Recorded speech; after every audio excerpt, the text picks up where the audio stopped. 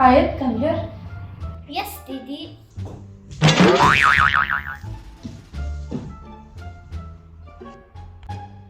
Yes, Didi. Ayat, the way you drank water was totally wrong.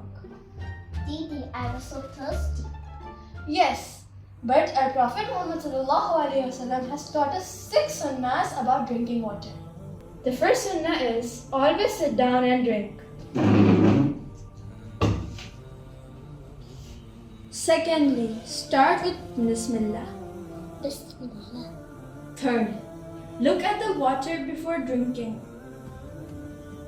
Fourth, always drink with the right hand. Fifth one is drink in 3 sips.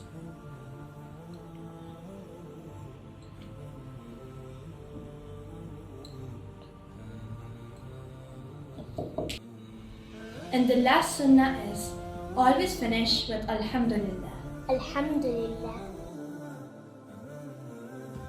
Jazakallah khairan, Didi.